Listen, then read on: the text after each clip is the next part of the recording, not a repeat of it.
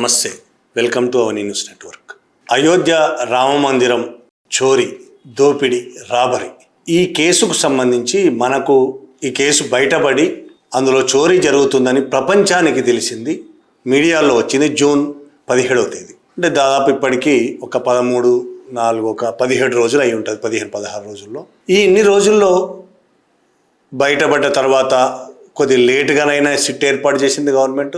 SIT ఏర్పాటు చేసిన తర్వాత సిట్ ఏం తేల్చింది ఇప్పటివరకు? సిట్ తేల్చిన దానికంటే పత్రికలు ఇంకా ఎక్కువగా ఏమైనా చెప్పాయా అనేది ఒక అంశం అయితే, అసలు ఇది బయటపడింది జూన్ 17 కానీ బయటపడడం అంటే ప్రపంచానికి తెలిసింది, మీడియాలో రావడం మొదలైంది.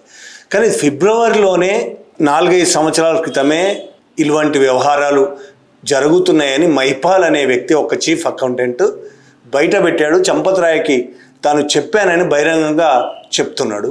చీఫ్ అకౌంటెంట్గా పనిచేసిన తర్వాత బయటకు వచ్చేసాడు. 3-4 సంవత్సరాల క్రితమే చెప్పాడు.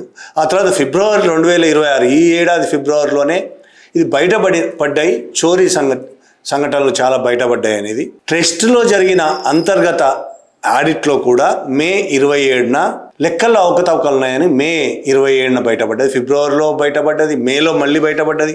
బయటపడ్డ తర్వాత కూడా ఎఫ్ఐఆర్ మాత్రం బుక్ కాలేదు. ఎఫ్ఐఆర్ బుక్ అయింది దాదాపు మే 27న ఆడిట్లో బయటపడ్డ తర్వాత 10 రోజులకు ఎఫ్ఐఆర్ బుక్ అయింది. ఆ తర్వాత జూన్ 17న పత్రికల్లో వచ్చింది. కొన్ని పత్రికలు పూర్తి వివరంగా ఏమేం జరుగుతున్నది వివరంగా, దొంగతనం ఎలా జరిగిందనేది చాలా వివరంగా బయటపెట్టినాయి. సీసీ కెమెరాలను ఏ విధంగా తీసేశారు, అక్కడి నుంచి సీసీ కెమెరా డేటాను మొత్తం తీసేశారు అనేది బయటపెట్టినాయి, పత్రికలు బయటపెట్టినాయి. సిట్ ఏర్పాటు చేసిన తర్వాత ఈ సిట్ 8 మందిని అరెస్ట్ చేసింది ఇప్పటికి. అయితే ఈ మొత్తం వ్యవహారంలో అతి ముఖ్యమైన 3 అరెస్టు చేయలేదని, 3లో ఇంకా అత్యంత ముఖ్యమైన అతన్ని చైర్మన్ని, అతన్ని కనీసం ముట్టుకోలేదనే ఆరోపణలు వస్తున్నాయి. చంపత్ రాయ్ అతని పేరు, చంపత్ రాయ్, గోపాలరావు, అనిల్ మిశ్రా, ఈ 3 ఆర్ఎస్ఎస్ నాయకులు. ఈ 3ని నియమించింది నరేంద్ర మోడీ. ఆ 3 మీద ఇప్పుడు జరుగుతున్న మొత్తం వ్యవహారంలో చంపత్ రాయ్కి అన్ని విషయాలు తెలుసు అని పత్రికలే రాసినప్పటికీ, అన్ని పత్రికలు రాసినప్పటికీ, చాలామంది బయట పెడుతున్నప్పటికీ వాళ్ళ మీద ఎఫ్ఐఆర్ బుక్ కాలేదు. అరెస్ట్ అయిన వాళ్ళు 3 లేరు. వాళ్ళు 3 ఆర్ఎస్ఎస్ నాయకులు. ఇంకా ఈ దొంగతనానికి సంబంధించి శిక్షణ కూడా జరిగిందనే విషయాలు బయటపడుతున్నాయి. దర్యాప్తు చేస్తుంటే సిట్ శిక్షణ ఇచ్చారు, ఉద్యోగులకు శిక్షణ ఇచ్చారు. ఎలాంటి శిక్షణ?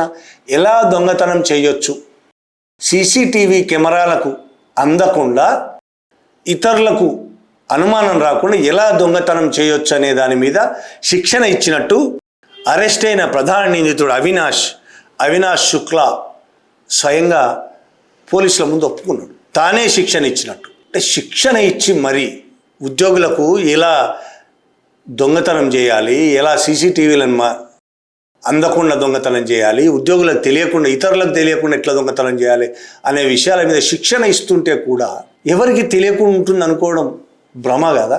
ఖచ్చితంగా చైర్మన్కి, ఇతర సభ్యులకి, ట్రస్ట్ సభ్యులందరికీ తెలిసే ఇది జరుగుతుందనడానికి శిక్షణ ఇచ్చారు అని చెప్తున్నది ఒక ఉదాహరణ. శిక్షణ ఇవ్వడమే కాకుండా ఈ మొత్తం వ్యవహారంలో లోపల ఉద్యోగులు, డబ్బులు లెక్కబెట్టే ఉద్యోగులతో సహా బయట బ్యాంకు ఉద్యోగులు, డబ్బులు లెక్కబెట్టే అంతర్గత ఉద్యోగులు, బయట వ్యక్తులు మొత్తం దాదాపు 200 మందితో ఒక నెట్వర్క్ ఏర్పాటు చేసినట్టు ఈ అవినాష్ శుక్లా ఒప్పుకున్నాడు. మొత్తం 200 మందితో ఈ దొంగతనానికి సంబంధించి నెట్వర్క్ ఏర్పాటు చేసినట్టు ఒప్పుకున్నాడు. ఇంత జరుగుతుంటే కూడా ప్రధాన నిందితులు కాదు, మన నిందితులను కూడా అనలేం. కానీ ఆరోపణలు ఉన్నాయి. ఎఫ్ఐఆర్ బుక్ కాలేదు వాళ్ళ 3 మీద, ముఖ్యంగా చంపత్ రాయ్ మీద. చంపత్ రాయ్ మోడీకి చాలా దగ్గరైన వాడు, ఆర్ఎస్ఎస్ నాయకుడు. మిగతా 2 కూడా ఆర్ఎస్ఎస్ నాయకులు, ఆర్ఎస్ఎస్కు చాలా కావలసిన వాళ్ళు. వాళ్ళ మీద ఈగ కూడా వాళ్ళని ఇవ్వట్లే, చేసిందంత వాళ్లే అని చాలా మంది అక్కడ ఉన్న సాధువులు చెప్తున్నారు. భూముల విషయంలో కూడా గతంలో కూడా వీడియోలో చెప్పాను. ట్రస్ట్ పేరిట కొన్న భూములు కూడా కొన్ని కోట్ల రూపాయలు అక్రమాలు జరిగే భూముల్లో కూడా, ₹1 విలువన్న భూమిని 10 కోట్లకు కొని 10 కోట్ల ధర చూపించి 10 కోట్ల చెల్లించినట్టు చూపించి 9 కోట్లు వీళ్ళు మింగేశారు అనే కథనాలు వచ్చినాయి. కథనాలు కాదు, వాస్తవాలు.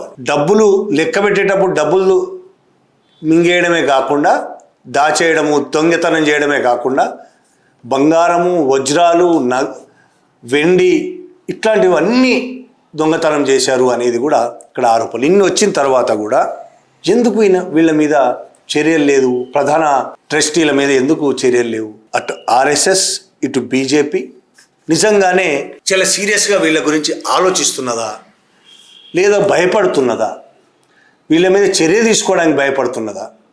చర్య తీసుకోవడానికి భయపడడం అంటే అర్థం వీళ్ళేదో చేసేస్తారని కాదు. వీళ్ళ మీద చర్య తీసుకోవడం అంటే ఆర్ఎస్ఎస్ నాయకులు ఎలాంటి వాళ్ళో అని ప్రపంచానికి చూపించడం. చర్య తీసుకోకపోతే 6 నెలల్లో ఎలక్షన్లు ఉన్నాయి. ప్రజలు ఇప్పటికే వాళ్ళ ముగ్గురు దొంగలు అనేది అర్థమవుతుంది. ప్రజలకి నమ్ముతున్నారు ప్రజలందరూ. ఉత్తరప్రదేశ్లో ఎన్నికలు ఉన్నాయి 6 నెలల్లో. అప్పుడు మరింత తీవ్ర నష్టం జరుగుతుంది. అందుకే చాలా టెన్షన్లో ఉన్నాడు వీళ్ళని నియమించిన మోడీ. ఈ ట్రస్టీలందరినీ చంపకరాయితో సహా ప్రతి ఒక్కళ్ళని నియమించింది మోడీ. ట్రస్ట్ని ఏర్పాటు చేసింది మోడీ. స్వయంగా అయోధ్య రామ మందిరంలో జరిగిన ప్రతి కార్యక్రమంలో పాల్గొన్నది మోడీ. దాదాపు అయోధ్య రామ మందిరాన్ని నడిపిస్తున్నది మోడీ అనే ప్రపంచానికి తెలుసు. కాబట్టి ఇప్పుడు మోడీ అతి టెన్షన్లో ఉన్నాడు. ఎంత టెన్షన్లో ఉన్నాడు అనేది బజరంగ్ దళ్ వ్యవస్థాపకుడు వినయ్ కటియార్ పేరు మీ అందరికీ తెలిసి ఉంటుంది, కొందరికైనా తెలిసి ఉంటుంది. వినయ్ కటియార్ బజరంగ్ దళ్ అనే సంస్థను ఏర్పాటు చేసినవాడు. తర్వాత బీజేపీ నుంచి 4 సార్లు ఎంపీగా ఎన్నికయ్యాడు కూడా. ఇప్పుడు ఆయనను పెద్దగా ఎవరు పట్టించుకోవట్లేదు. కానీ ఆయనకు ఈ వ్యవహారం బయటపడ్డ తర్వాత ఒకరోజు అర్ధరాత్రి 1:30, 2 గంటలకు, ఇవి ఆయన చెప్పిన మాటలే, 1:30, 2 గంటలకు మోడీ ఫోన్ చేశాడు.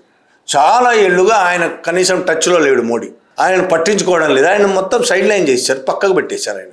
అలాంటి ఆయనకు మోడీ 1:30, 2 గంటల మధ్యాహ్నం రాత్రి ఫోన్ చేశాడు. అంటే అప్పటికి మోడీ నిద్రలేని రాత్రులు గడుపుతున్నాడనే అర్థం ఈ అయోధ్య. ఎందుకంటే మొత్తం వాళ్ళ రాజకీయ భవిష్యత్తే అయోధ్య మీద ఆధారపడి ఉంది. రాముడి పేరుతో వాళ్ళు చేస్తున్న రాజకీయం వల్లనే వాళ్ళు ఇవాళ అధికారంలో ఉన్నారనేది వాళ్ళకి తెలుసు, ప్రపంచానికి తెలుసు. వాళ్ళు నిజానికి ఈ దేశ ప్రజలకు చేసిన సేవ లేదు, చేస్తున్న అభివృద్ధి లేదు, దేశానికి ఏదీ లేదు. ఈ దేశానికి అభివృద్ధి చెందడానికి వాళ్ళు చేసిన పని ఒక్కటి కూడా లేదు.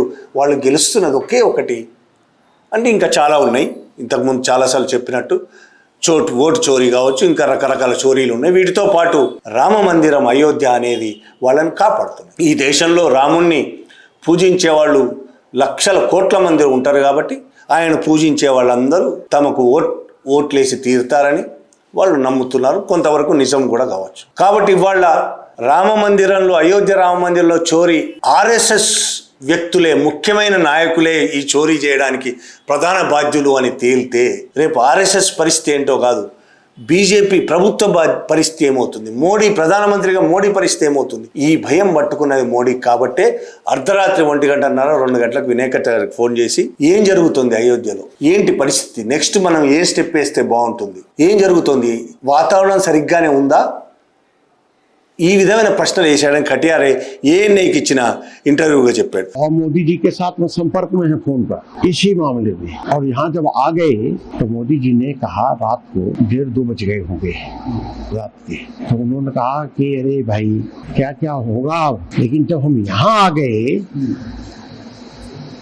तो उसमें देखा चंपत राय भी है, गोपाल राव भी है, ये सब जितने हैं, अनिल मिश्रा हैं, तो ये तो किसी कारण से थोड़ा बच गए, जेल नहीं जा पा रहे हैं। अब हो सकता आगे जाएं। अभी ఏం భయపడొద్దు, అన్ని సరిగానే జరుగుతాయని తను చెప్పినట్టు కూడా వినయ్ కటియార్ చెప్పాడు. ఏఎన్ఐకి ఇచ్చిన ఇంటర్వ్యూలో చాలా విషయాలు చెప్పాడు. అందులో ఇది అతి ముఖ్యమైనది. రాత్రి 1:30, 2 గంటలకి ఎప్పుడో వదిలేసిన వినయ్ కటియార్కు మోడీ ఫోన్ చేశాడంటేనే మోడీ ఎంత భయపడుతున్నాడో అర్థమవుతుంది.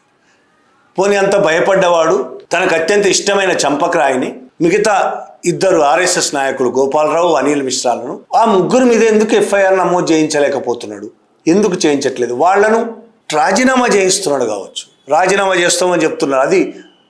అది శిక్ష కాదు, అసలు చేసిన నేరానికి అది శిక్ష కాదు. కోట్ల రూపాయలు సంపాదించారు వాళ్ళు, అనేక అంతస్తుల బిల్డింగులు కట్టారు అయోధ్యలో అనేది ఆరోపణలు వస్తున్నాయి. బిల్డింగుల వీడియోలు కూడా చాలామంది సోషల్ మీడియాలో పోస్ట్ చేస్తున్నారు. అయోధ్య పేరుతో, అయోధ్యలో భక్తులు ఇచ్చే ఫండ్లతో వీళ్ళు తమ సొంత ఆస్తులను పెంచుకున్నారని ఆరోపణలు వస్తున్నాయి. అటువంటిది కొన్ని కోట్ల మంది అయోధ్య కావచ్చు, రామభక్తుల మనోభావాలను దెబ్బతీసిన, వంచిన ఈ ముగ్గురి మీద ఎందుకు చర్య తీసుకోవడం లేదు మోడీ? కారణం ఏంటి? వాళ్ళు ఆర్ఎస్ఎస్ కావడం వలన, లేక తనకు ప్రియమైన వాళ్ళు కావడం వలన? వాళ్ళ మీద చర్య తీసుకున్నా తీసుకోకపోయినా ఈ రెండు కూడా బీజేపీకి తీవ్ర నష్టాన్ని కలిగించే పరిస్థితి ఉన్నది. ఒకవేళ వాళ్ళు ముగ్గురు కూడా దొంగలే అని తేలిస్తే సిట్ తేల్చాలా వద్దా అనేది ముందు డిసైడ్ కావాల్సింది మోడీ డిసైడ్ కావాలి, ఆర్ఎస్ఎస్ డిసైడ్ కావాలి. వాళ్ళను నేరస్తులుగా తేలుద్దామా లేదు నిందితులుగా తేలుద్దామా వద్దా, ఎఫ్ఐఆర్లో వాళ్ళ పేర్లు కూడా ఉంచాలా వద్దా అనేది సిట్ కాదు తేల్చాల్సింది. మోడీ ఆర్ఎస్ఎస్ తేల్చుకుంటే యోగికి కూడా నచ్చజెప్పి యోగి ఎట్లయినా చంపత్రాయిని ఇరికించాలని చాలా కాలంగా యోగి ఎదురు చూస్తూ ఉన్నాడు. యోగికి చంపత్రాయికి అసలు సరైన సంబంధాలు లేవు. డైరెక్ట్ చంపత్రాయి యోగితో కాకుండా మోడీతో రెగ్యులర్గా మాట్లాడుతుంటాడు కాబట్టి యోగికి చంపత్రాయికి సరైన సంబంధాలు లేవు అనేది అయోధ్య విషయాలు చూసే జర్నలిస్టులు చెప్తున్న మాట. ఈ పరిస్థితుల్లో ఒకవేళ ప్రధానంగా చంపత్రాయ్ ఆ తర్వాత గోపాలరావు, అనిల్ మిశ్రాల మీద చర్య తీసుకుంటే ఇప్పటి వరకు ఆర్ఎస్ఎస్ తనకు తాను ఒక ఇమేజ్ ఇచ్చుకున్నది. ఆర్ఎస్ఎస్ ప్రపంచం ముందు ఒక ఇమేజ్ ఇచ్చుకున్నది. చాలామంది నిజమని నమ్ముతారు కూడా. వాళ్ళు చెప్తున్న మాటలు నిజమని నమ్మేవాళ్ళు కూడా చాలామంది ఉన్నారు దేశంలో. ఒక్క పైసా తినరని, సుఖాలు ఉండవని, ఏసీలు వాడుకోరని, కిందనే పడుకుంటారని, కుటుంబాలను వదిలేస్తారని, ఎటువంటి సుఖాలు వాళ్ళకు అవసరం లేదని, చాలా నార్మల్ జీవితం జీవిస్తారని, ప్రజల కోసమే ఆలోచిస్తారని, హిందూ మతం కోసమే ఆలోచిస్తారు. ఇట్లా రకరకాలుగా వాళ్ళ మీద ఒక దురభిప్రాయాలు వాళ్ళే డెవలప్ చేసుకున్నారు. కానీ నిజానికి ఎన్ని కోట్ల రూపాయలు ఇక్కడ ఈ ముగ్గురు ఆర్ఎస్ఎస్ నాయకులు చంపత్రాయి, గోపాలరావు, అనిల్ మిశ్రాలు ఎన్ని వందల కోట్ల రూపాయల, వేల కోట్ల రూపాయలు, ఎన్ని కోట్ల రూపాయలు బయట పడదా చెప్పలేము. కోట్ల రూపాయలు అయోధ్య రామ మందిరం భక్తులు ఇచ్చిన డబ్బులు దొబ్బేశారని బయటపడ్డ తర్వాత వాళ్ళని అరెస్ట్ చేస్తే అది నిజమే అని ప్రభుత్వమే ఒప్పుకుంటే, బీజేపీయే ఒప్పుకుంటే ఆర్ఎస్ఎస్ ఇమేజ్ ఏమవుతుంది? ఇంతకాలం వాళ్ళు ఏర్పాటు చేసుకున్న ఒక ఇమేజ్ ఏమవుతుంది? ఆ ఇమేజ్ నిజం కాదు అనే విషయం ప్రపంచానికి తెలిస్తే ఆర్ఎస్ఎస్ పరిస్థితి ఏంటి? ఆర్ఎస్ఎస్ నడిపిస్తున్న బీజేపీ పరిస్థితి ఏంటి? మోడీ పరిస్థితి ఏంటి? ఈ భయం వాళ్ళలో విపరీతంగా ఉంది కాబట్టే ఆ ముగ్గురు మీద ఇప్పటికీ ఎఫ్ఐఆర్ బుక్ చేయడం లేదు. అయితే ఆ ముగ్గురే ఈ మొత్తం వ్యవహారానికి ప్రధాన బాధ్యులని ప్రపంచం నమ్ముతున్నది, అయోధ్య నమ్ముతున్నది, ఉత్తరప్రదేశ్ నమ్ముతున్నది, భారతదేశం నమ్ముతున్నది. ఆ ముగ్గురే మొత్తం వ్యవహారం నడిపించింది ఆ ముగ్గురని పేపర్లు రాశాయి. ఆ ముగ్గురే వ్యవహారాలు మొత్తం. గోధి మీడియా వాళ్ళ ముగ్గురిని పక్కకు పెట్టేసి వేరే ప్రచారం చేసి ఉండొచ్చు, ఆర్ఎస్ఎస్ లాభం కోసం, ప్రయోజనాల కోసం ఏమైనా చేసి ఉండొచ్చు. కానీ నమ్ముతున్నది ప్రపంచం వాళ్ళ ముగ్గురే అసలు దొంగలు వాళ్ళ ముగ్గురే అని. వాళ్ళ ముగ్గురే మొత్తం కొన్ని వేల కోట్ల రూపాయలు దొంగతనానికి బాధ్యత వహించాల్సింది వాళ్ళే, దొంగతనం చేసింది వాళ్ళే, లాభం ప్రయోజనాలు పొందింది వాళ్ళే అని ప్రపంచం అనుకుంటున్నప్పుడు వాళ్ళ మీద కేసు పెట్టకుండా వాళ్ళని అలా వదిలేస్తే కొద్ది రోజుల్లో 6 నెలల్లో 7 నెలల్లోనూ ఉత్తరప్రదేశ్ ఎన్నికలు, శాసనసభ ఎన్నికలు, ఆ మధ్య జరిగిన పార్లమెంట్ ఎన్నికల్లోనే చాలా తీవ్రంగా దెబ్బతిన్నది బీజేపీ. 80 సీట్లలో దాదాపు 50-60 సీట్లు గెలుస్తాం అనుకున్నది 30 కంటే తక్కువే వచ్చినాయి. చాలా తక్కువ సీట్లు వచ్చినాయి. ఎక్కువ సీట్లు సమాజ్వాదీ పార్టీ ఎక్కువ సీట్లు గెలిచింది. అయోధ్య సీటు కూడా బీజేపీ కోల్పోయింది. అటువంటి పరిస్థితుల్లో ఇవాళ వీళ్ళ ముగ్గురు మీద చర్య తీసుకోకపోతే అసలే చాలా కోపంగా ఉన్న ప్రజలు ఈ ముగ్గురు దొంగలు వాళ్ళు అని నమ్ముతున్నప్పుడు దొంగల మీద చర్యలు తీసుకోకపోతే ప్రజలు బీజేపీకి వ్యతిరేకంగా అవుతారు అనే భయం కూడా ఉన్నది. అంటే వాళ్ళ మీద చర్య తీసుకున్నా వాళ్ళకే నష్టం జరగబోతుంది, చర్య తీసుకోకపోయినా వాళ్ళకే నష్టం జరగబోతుంది. ఈ భయంతో మోడీకి నిద్ర పట్టడం లేదు. అందుకే అర్ధరాత్రి 1:30, 2 గంటలకు వినయ్ కటియార్కు ఫోన్ చేశాడు. ఇది వినయ్ కటియార్ మనకు చెప్పాడు కానీ ఇలా ఎంతమందికి ఫోన్ చేసి ఉంటాడో వాళ్ళందరూ మనకు చెప్పలేదు కాబట్టి, ప్రపంచానికి చెప్పలేదు కాబట్టి మనకు తెలియడం లేదు. దాదాపు 20 రోజులు మీడియాలో వచ్చి కూడా 20 రోజులు గడిచిపోయినా ఇప్పటి వరకు చాలా కాలం ఆర్ఎస్ఎస్ దీని మీద ఒక్క మాట కూడా మాట్లాడు. పేపర్లన్నీ రాస్తున్నాయి. మొదట్లో 1-2 పేపర్లే రాశాయి. తర్వాత అందరూ చచ్చినట్టు రాయాల్సి వచ్చింది. గోధి మీడియా కూడా చెప్పాల్సి వచ్చింది. వాళ్ళకు తగ్గ రీతిలో వాళ్ళు చెప్పుకుంటూ పోయారు. రాజకీయంగా చాలా సంచలనం కలిగించింది, దేశవ్యాప్తంగా సంచలనం కలిగించింది ఈ విషయము. ప్రపంచానికే తెలిసింది ఈ విషయము. అయినా ఆర్ఎస్ఎస్ మాట కూడా మాట్లాడలేదు. దాంతో మోడీ ఏం చేయాలో తెలియని పరిస్థితి మోడీకి. ఆర్ఎస్ఎస్ మాట కూడా మాట్లాడకపోవడము, ఏం జరుగుతుందనే అనుమానాలు ప్రతి ఒక్కళ్ళలో నెలకొన్నాయి. వాళ్ళని కాపాడడానికి చాలా తీవ్ర ప్రయత్నమే జరుగుతుందని అనుమానాలు వచ్చాయి. ఈ నేపథ్యంలో ఇక తప్పదు. ప్రపంచం ఇప్పటికే ఆర్ఎస్ఎస్కు వ్యతిరేకంగా భారత ప్రజలు కూడా ఆర్ఎస్ఎస్కు వ్యతిరేకంగా ఆలోచిస్తున్నారు కాబట్టి ఇక నోరు తెరవాల్సిందే అని మొదటిసారి ఈ విషయంలో తాజాగా ఆర్ఎస్ఎస్లో నెంబర్ 2 మోహన్ భగవత్ తర్వాత ఉన్న ప్రధాన కార్యదర్శి దత్తాత్రేయ అసభోలే మాట్లాడాడు. ఏమని? మీరు మీడియాలో వచ్చిన ప్రతిదాన్ని నమ్మకండి, సంయమనం పాటించండి. ప్రజలకు విజ్ఞప్తి, ఆయన చేసిన విజ్ఞప్తి. మీడియాలో వచ్చిన దాన్ని నమ్మకండి, సంయమనం పాటించండి. ఇది దురదృష్టకరమే, అయోధ్యలో జరిగింది దురదృష్టకరమే, కానీ మీరు నమ్మకండి. ఏది నమ్మొద్దు? మీడియాలో వచ్చింది, మరి దేన్ని నమ్మాలి? పోనీ వాళ్ళైనా చెప్తారా ఏది నమ్మాలో? ఫలానా ఫలానా జరిగిందని ఒసబలేనే చెప్తాడా? ఆయన చెప్పాడు. కానీ నమ్మొద్దు. నమ్మి మీరు బాధపడకండి, ఏం జరగదు. విచారణ జరుగుతోంది, అన్నీ తేలిపోతాయి. హిందూ వ్యతిరేక శక్తులు దీన్ని రాజకీయంగా ఉపయోగించుకుంటారు. కాబట్టి మనందరం కలిసి దీన్ని హిందూ వ్యతిరేక శక్తులు రాజకీయంగా ఉపయోగించుకోకుండా చూడాలి. ఇది ఆయన అసలు విషయం. హిందూ వ్యతిరేక శక్తుల ఇప్పుడు అక్కడ సమాజ్వాదీ పార్టీ ఉంది, అది హిందూ వ్యతిరేక శక్తి కాదు కదా. వాళ్ళందరూ హిందువులే, యాదవులు. వీళ్ళు రాముడు పూజిస్తే వాళ్ళు కృష్ణుడిని పూజిస్తారు, వాళ్ళు కూడా యాదవులే, కృష్ణుడు మావోడే అని చెప్తారు వాళ్ళు. వీళ్ళు చెప్తున్న హిందూ వ్యతిరేక శక్తులు భారతదేశంలో ఎవరు లేరు. నిజం చెప్పాలంటే హిందుత్వ వ్యతిరేక శక్తులు ఉండొచ్చు, కానీ హిందూ మతాన్ని వ్యతిరేకించే వాళ్ళు ఎవరు లేకపోవచ్చు. కమ్యూనిస్టులు కొంత మతాన్ని వ్యతిరేకిస్తారు కాబట్టి అన్ని మతాలకు వ్యతిరేకంగా ఉండొచ్చు. కానీ వీళ్ళు ఎవరు ఉపయోగించుకుంటారు? అక్కడ సమాజ్వాదీ పార్టీ తప్ప ఉపయోగించుకునేది ఎవరు లేరు. సమాజ్వాదీ పార్టీ, కొంత కాంగ్రెస్, వాళ్ళేమో హిందూ వ్యతిరేక శక్తులు కాదు.